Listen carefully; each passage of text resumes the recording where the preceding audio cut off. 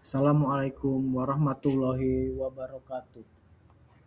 Saya akan mempresentasikan laporan orientasi P3K pengenalan nilai dan etika instansi pemerintahan bagi P3K SD Negeri 1 Grogol, Kecamatan Kapetakan, Kabupaten Cirebon, dengan judul Optimalisasi Pengelolaan Buku Induk Siswa, disusun oleh IPAN dari SD Negeri 1 Grogol, Kecamatan Kapetakan, Dinas Pendidikan Kabupaten Cirebon tahun 2026.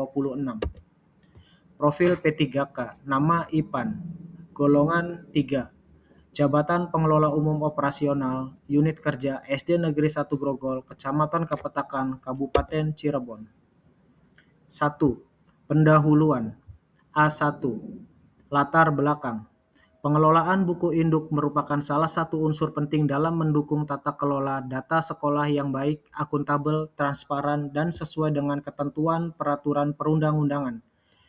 Buku induk yang dikelola secara tertib akan menghasilkan laporan yang akurat dan dapat dipertanggungjawabkan sebagai dasar atas perkembangan kondisi data siswa di SD Negeri 1 Grogol, Kecamatan Kapetakan.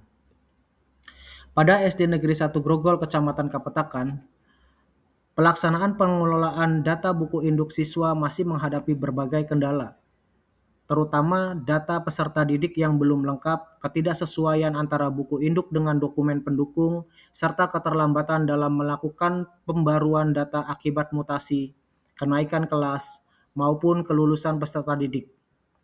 Kondisi tersebut dapat menghambat proses administrasi dan mengurangi kualitas data yang dimiliki sekolah. Namun dalam pelaksanaannya masih ditemukan keterlambatan pelaporan yang disebabkan oleh faktor internal seperti keterbatasan sumber daya manusia, beban kerja terlalu tinggi, kurang optimalnya koordinasi antara rekan kerja, serta kurangnya pengawasan. Selain itu terdapat faktor eksternal berupa keterlambatan penyampaian data dari orang tua atau wali murid, serta kendala sistem aplikasi pendukung. Oleh karena itu, diperlukan upaya peningkatan kualitas pengelolaan buku induk siswa melalui penguatan administrasi, penilaian kinerja, serta pengawasan yang berkelanjutan guna mewujudkan pengelolaan buku induk siswa yang tertib, akuntabel, dan tepat waktu. A2. Maksud dan tujuan. Maksud: meningkatkan kualitas pengelolaan buku induk siswa pada SD Negeri 1 Grogol, Kecamatan Kapetakan, Dinas Pendidikan Kabupaten Cirebon agar lebih tertib administrasi, tepat waktu dalam pelaporan, dan sesuai dengan ketentuan peraturan perundang-undangan. Tujuan: yang pertama, meningkatkan tata tertib administrasi sekolah. Yang kedua, memudahkan pencarian dan verifikasi data peserta didik. Yang ketiga, menjamin data peserta didik tersimpan secara lengkap, akurat, dan mutakhir. Yang keempat, meningkatkan efektivitas dan efisiensi dalam proses pencatatan, penyimpanan, serta pemeliharaan data peserta didik. Yang kelima, meningkatkan akuntabilitas dan transparansi pengelolaan data peserta didik di lingkungan sekolah.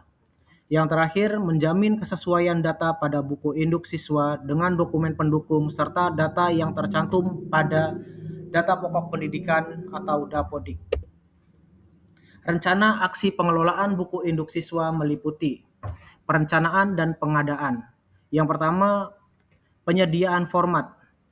Mempersiapkan format buku induk yang sesuai dengan standar regulasi Dinas Pendidikan terbaru, baik dalam bentuk fisik atau sistem digital atau aplikasi. 2. Penentuan komponen data. Memastikan seluruh kolom data yang dibutuhkan sudah lengkap, mulai dari data pribadi siswa, data orang tua siswa atau wali, data asal sekolah, hingga riwayat perkembangan belajar. Pengisian data atau input data. Proses ini biasanya dilakukan setelah masa penerimaan peserta didik baru atau PPDB selesai dan siswa resmi terdaftar. Pertama, sumber data. Data diambil secara valid dari berkas resmi siswa seperti formulir pendaftaran, akta kelahiran, kartu keluarga, dan ijazah atau raport dari jenjang sebelumnya. Kalau di sini SD berarti ijazah dari TK. Yang kedua, cakupan data utama. Yang pertama, identitas siswa, nama lengkap, nomor induk siswa atau NIS, atau NISN, tempat tanggal lahir, jenis kelamin, agama, alamat, dan foto terbaru. Identitas orang tua atau wali, nama, tempat tanggal lahir, pekerjaan, pendidikan, alamat, dan nomor telepon yang bisa dihubungi.